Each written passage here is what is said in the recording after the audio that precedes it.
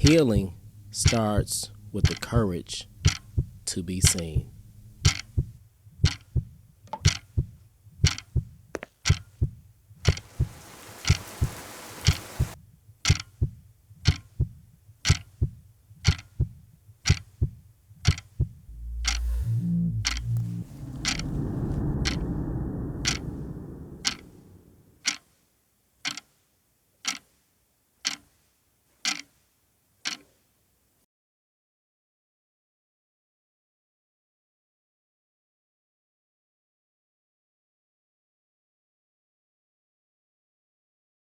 Overworking, outbursts of anger, isolation, irritability, high risk behavior, overspending.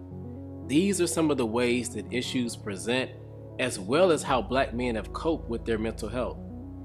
In this documentary, we're going to sit down with therapists, educators, engineers, corporate professionals, entrepreneurs, pastors, and definitely barbers to talk about Black men's mental health.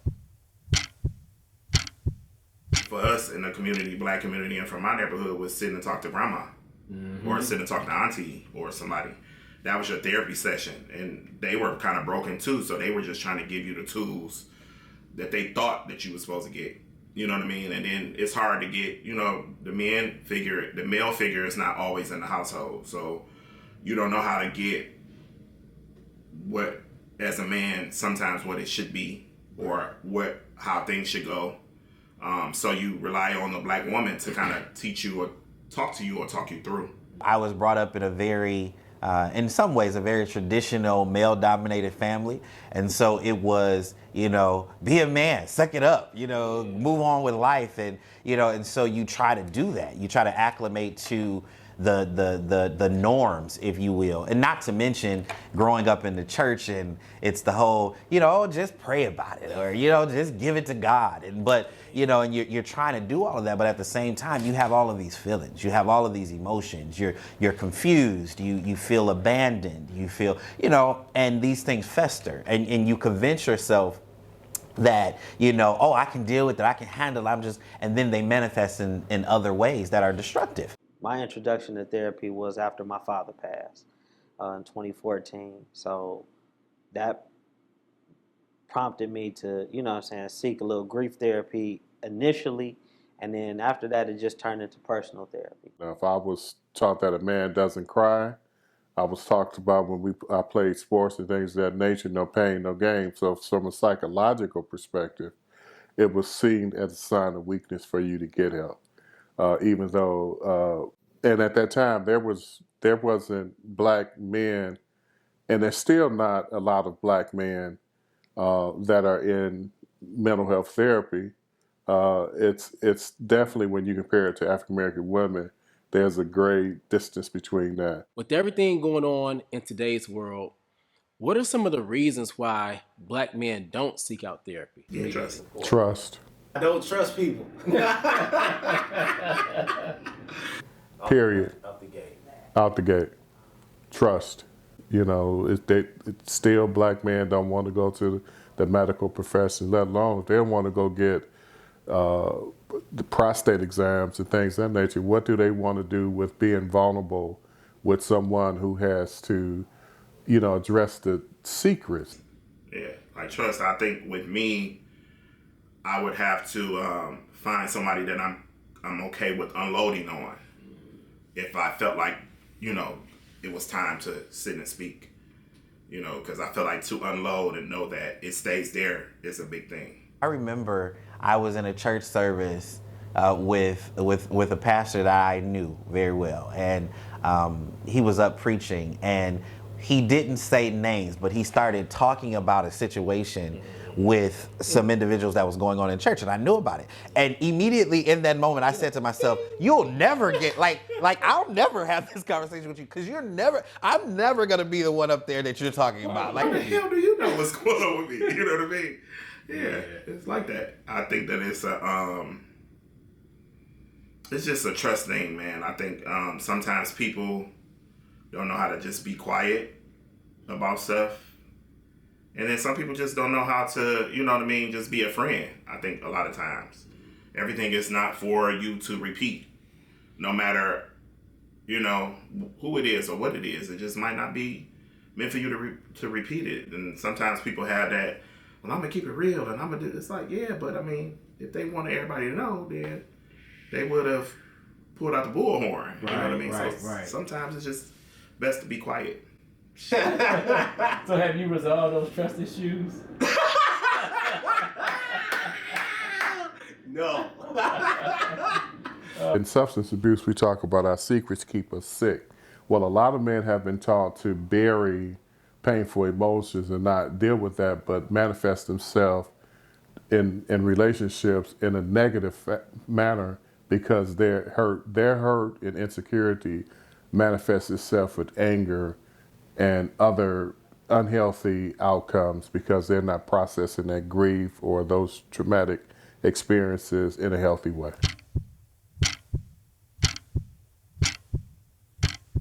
Black men are significantly less likely to seek therapy compared to other racial groups.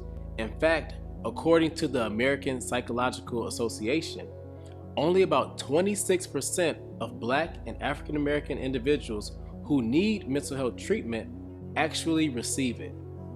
This is not just about stigma. It's about historical mistrust in medical systems, financial barriers, and the perception that therapy is not for us.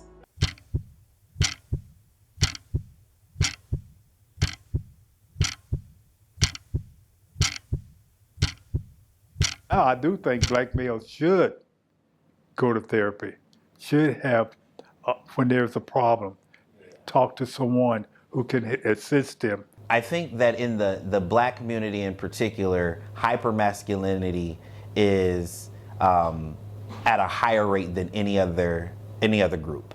And I think, it goes back to our historical happenings, right?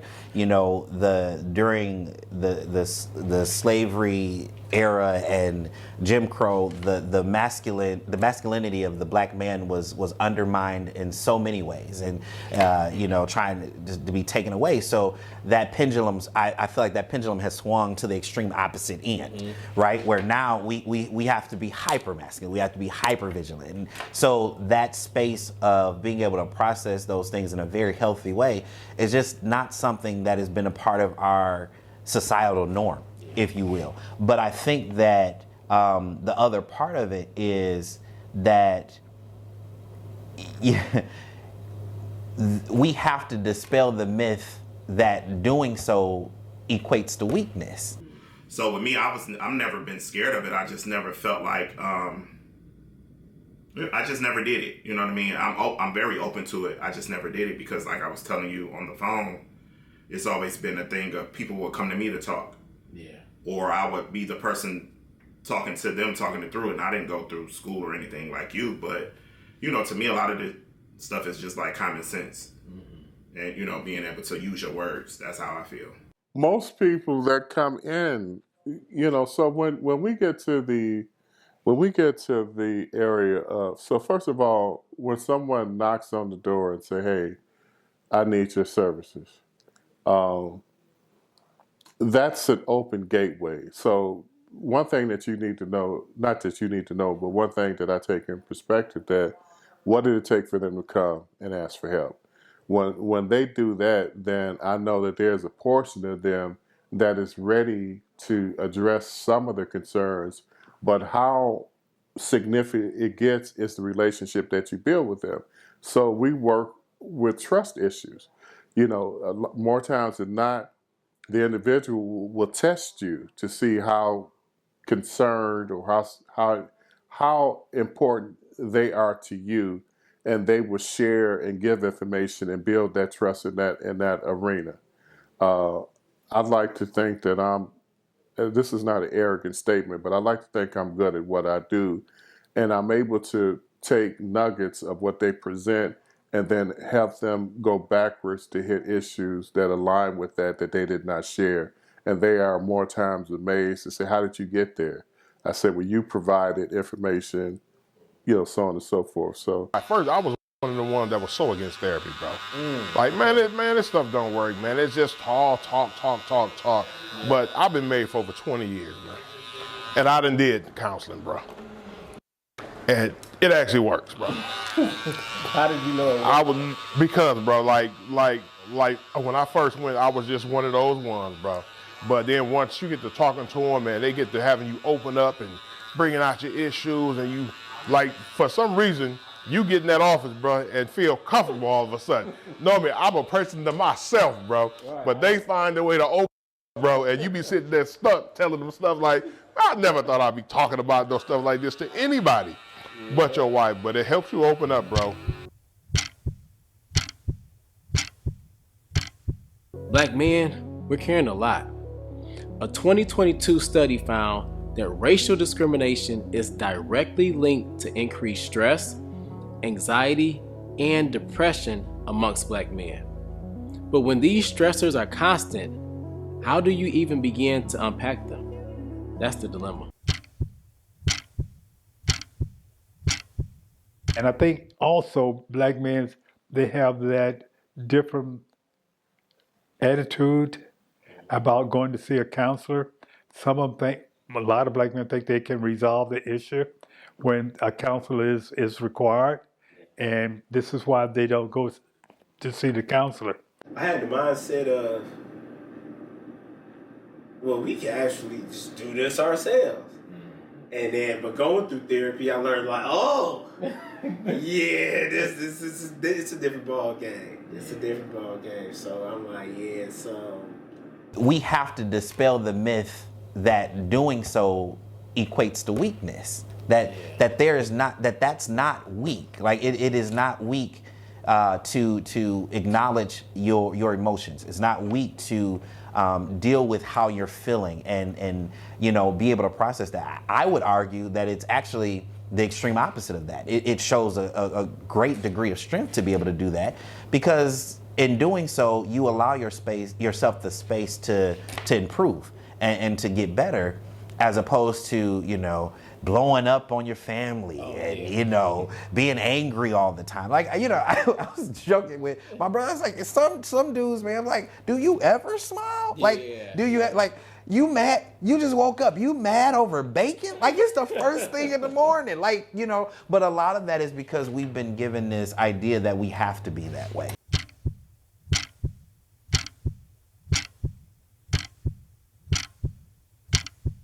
Studies show that untreated mental health, those struggles can lead to chronic illnesses, substance use, and even early mortality.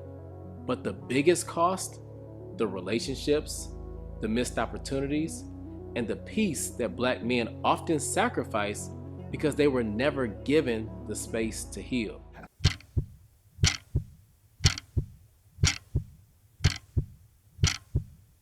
I think it's very important to talk to someone, if it's not your doctor, family doctor, a counselor, someone, to find out how therapy can help you, because there's going to be various things that can assist you, various things that you could be overlooking, various things that you could be having or taking care of. And why am I reacting this way? What happened to me? I can't tell you, Jason, how many individuals or how many homes that I have gone into where there was a problem. A lot of people are fed up. A lot of, these jobs and people are not making money the way they need to make money. The jobs aren't paying how they used to pay. So that's always a big factor in the community, especially the Black community. And then a lot of Black people, let's keep it 100, a lot of people are lazy. So, it's just kind of like the fight of back and forth. So I think that could be the thing of it. People don't know this is available. People don't know what to expect when they get there. I think maybe more of the younger people are more into it than people are even our age and older, because it's kind of pushed a little bit more in schools, or just, on shows, you see them talking to therapists and different things. So I think being it is in your face. You have to address the greatest need. If the substance abuse is not, if they're not in recovery or in a substance abuse treatment program, we can't do anything because that individual is still chasing that drug. If it's domestic violence, one of the things that we had in addition was a resource. We did a battering intervention group at Catholic Social Services, which I could refer them to that. And as a matter of fact, I was one of the lead facilitators in that arena as well. So compartmentalizing, understanding what the greatest need was, what the individual was willing to seek help for, and how to go about and work with them in a collaborative effort to address the greatest need and how we want to move forward. They needed to buy into anything that I brought forward to them. If they don't buy in, I can't help them. They're not really addressing the causal effect of what their situation is. And so I worked with a client-centered approach, basically addressing those concerns and issues from their perspective and then empathizing and helping them walk through the change process. There are so many times where I come in contact with black men in particular, and they're describing this feeling that they have in life, and they can't tell where it comes from. And what it comes down to is regret and unfulfillment. Regret of things that they've done or things that they haven't done, regret in the ways in which they've behaved, unfulfillment, because of their processing, lack of discipline, they're unfulfilled in their lives, right? And so I think that starts it, and then we see the ripple effect of that. We have broken relationships. We have, you're unable to show up for the people in your community, your wives, your girlfriends, your mothers, your sons, your daughters. You're not able to show up in the most real way. I mean, everything else kind of falls in line. Everything else we can handle, but them three is like the Lord, jeez, they took my money. You know what I mean? Like, you just be like all down the line. Your money not right. Your money not right. You're buying that money. Yeah. See, this situation when I always talk about when you make sure you got money saved up, because you always get them unexpected issues that happen up in your crib, and you gotta have the money for it, bro. Because if not, where you gonna get it from, bro? Yep. We at that point now. You ain't trying to borrow no money. You ain't trying to owe nobody nothing. No. You want to be able to have it in that bank account, bro. So, because you get them unexpected issues, bro. I done had from furnace to hot water tank to roof to birds picking holes in my house, bro. It's like, come on. Representation matters, especially in therapy. When fewer than 4% of therapists are black men, it's no surprise that many black male clients struggle to find someone who understands their experience, or the right therapist just doesn't listen. They get it.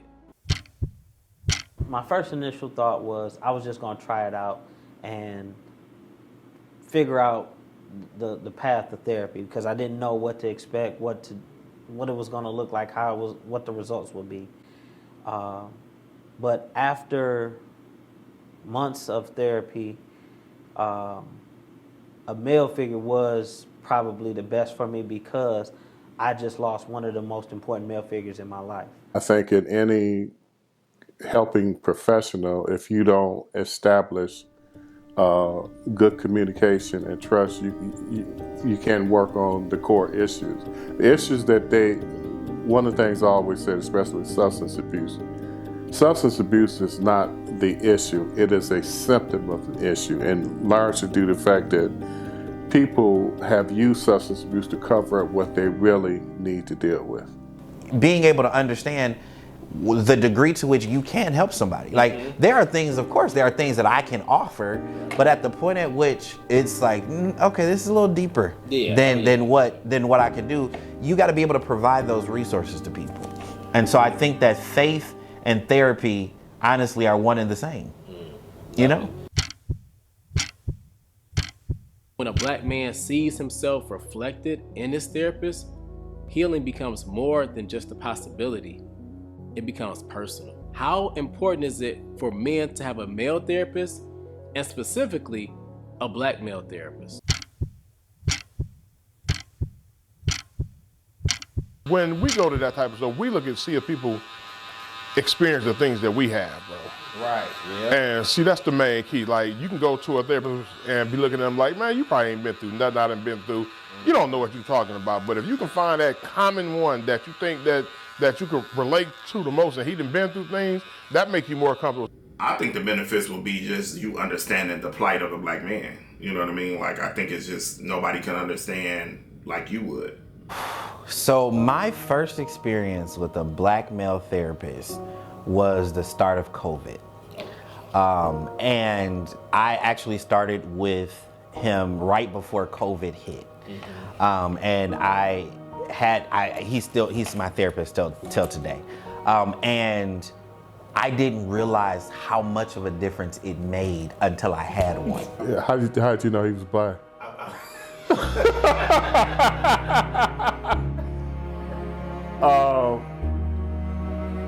It was important for me when I met him. I don't have to beat around the bush. I can jump right into, he's someone who I trust, who has been through the storms with me. I think being a black male therapist, I can say having a black male therapist, it does help because there are certain things that we experience that when you get into that therapy space, you don't feel like you have to explain as much or kind of give so much background. He could relate to like my upbringing, just cultural, you know what I'm saying? He was a black man, so he could relate. Whether it's the day-to-day, sexual desires, the money flow, just understanding all the tears that we have going on for us. That's fighting against us every day, you know what I mean? So I think that would be the benefit, just somebody that could be like, y'all in the session high-fiving, like, okay, There are days where I go into therapy and I'm sitting there across there and I don't even have to communicate. Like, it's just, it's almost like you just see it and you know the look, and I think that there's power in that, not to mention the similar lived experience. You're dealing with a professional, you're dealing with a father, you're dealing with an African-American man who has to function in spaces where he's the minority and dealing with the societal pressures of just all of that. I think, that in and of itself creates, as our buzzword today, creates a safe space. Because with men, from what I've been around men, my cousins and homeboys and people, we pretty simple. Yeah. Fetus. Right. The other F, and then finances. Finances. I've had a Caucasian female, 2 African American females, and a Caucasian male, and now I'm with the African American male. And what I've found is that in all of those experiences, because of the various intersections that I have, there were parts of my experience that there was a lack of awareness of.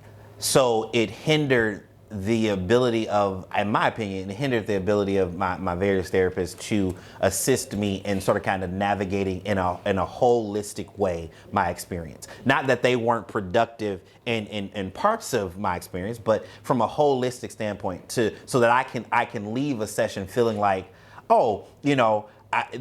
me as a whole person is being dealt with. Me in a whole sense is being dealt with. And so and to varying degrees. I think the furthest away from my experience would have been the Caucasian female. And she was wonderful, don't get me wrong, but just being able to process my experience, she could not understand. So we spent a lot of time, I felt like I spent a lot of time trying to create a context for her to understand what I was dealing with, instead of just dealing with what I was dealing with. It was just so relatable to where I can be vulnerable and open up and speak to him, and he could, give me his perspective on, what was going on at the time. He understands the plight and the journey that I went on, largely to the fact that he was a person of color and went through the same thing. To the black man who's been told to just push through, who's been conditioned to believe that silence is strength, who only thinks therapy is for those who are weak, healing is for you too. For Black men who are on the fence about seeking therapy, what words of wisdom or encouragement would you give them?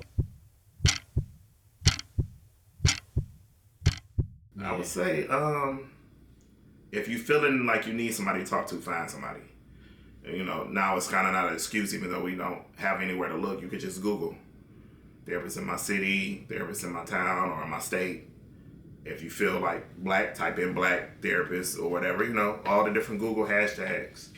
And just try to make it happen for yourself, because you don't want to have no mental breakdown being bottled up. Because we know, as men, we could be bottled up. Don't say nothing. I'm a big advocate of it. I say give it a try. And also stick with it. Sometimes we'll try it once, twice, and think, oh man, it's not for me. No, just like going to the barbershop, you have to, sometimes try different barbers until you find that right person. The same principle applies for therapy as well. If they're on the fence about therapy, I would say, what's the reason they're on the fence of being therapy? Is it the financial piece? Is it they don't know about it? I would say just try it out. Talk to a therapist, like just Google it and say, just like Coming to America. Spin the back point and just call somebody like, hey, I'm just thinking about getting therapy. What do you think? Or if they have someone that they can reach out to them. Like, hey, have you ever seen a therapist? And if so, can you recommend someone? So I would tell that person to ask the question, how did they get to this point where they don't know? The question is that when you look at where you're at in your development in life, ask yourself, how did I get here? And when you start going backwards to look at all the emotional challenges, relationships, and things that have occurred to you, it helps break that denial and help you say, hey, I need some help. I think it's very important to talk to someone, if it's not your doctor, family doctor, a counselor, someone, to find out how therapy can help you, because there's going to be various things that can assist you, various things that you could be overlooking, various things that you could be having or taking care of, and why am I reacting this way? What happened to me? Try it out because you never know, man. Because you never know. Because I'm coming, like you say, I come from that side where I thought it wasn't necessary, like it ain't going to, end up, man, it actually helps, man. So I'm not against it at all now. I experienced it. I think it is it's a what do you stand to lose kind of situation. In that, for me, therapy was never something that, if I do this, I'm going to suffer. To me, there was only the possibility of a benefit. Either I was going to still be at ground zero and still be dealing with whatever I was dealing with, or I was going to get better. I didn't see it as a way to contribute to my circumstances getting worse. And so what I would say to them is, if it is something, that you're on the fence about, try it. And give yourself space to really commit to it, to see the benefits of it, right? And the other part of that is, if you don't, what other options do you have? And I think that, one of the things that we have to grapple with is, what do we really want out of our life experience? And if we're saying we really want our life experience to be whole, we want it to be positive, we want to grow, we want success, then we have to do the things that are necessary to get to that end. And so if that is what you're saying you want out of your life, why not put the building blocks in place to make sure that is there? And for me, and I think for everyone really, therapy has to be one of those building blocks, because life, as the young folks say, life is gonna be lifing. Like I don't care how much money you have, I don't care your background, I don't care where you come from. Life is going to present you with challenges, and especially if you're trying to do anything. If you're trying to make progress in your life, you're trying to grow, you're trying to be successful, you're trying to get a degree, you're trying to have a successful marriage, build a family. Life is going to happen, and you need a space to be able to process those happenings that will allow you not to lose ground. Therapy isn't about fixing what's broken. It's about unlocking your full potential. So if you've been on the fence, here's your sign. You deserve to heal. Healing starts with the courage to be seen.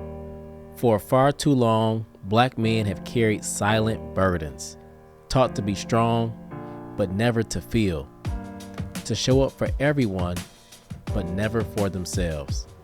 But the truth is, your story deserves space. Your pain is valid, and your healing is possible. If you're watching this and something stirred in you, please don't ignore it. You are not alone, and you don't have to carry it alone. Help is here. Call or text 988 for free 24/7 support. And don't hesitate to find a culturally competent therapist who sees you for real. And if you're a leader, educator, or organization looking to bring this conversation to your team or community, let's talk. I'm Jason Phillips, a licensed therapist, speaker, and mental wellness consultant. I help high achievers and organizations turn silent suffering into empowered healing. Visit jasonlphillips.com or connect with me on Instagram @jphillipsmsw, because this work, our healing, is just beginning.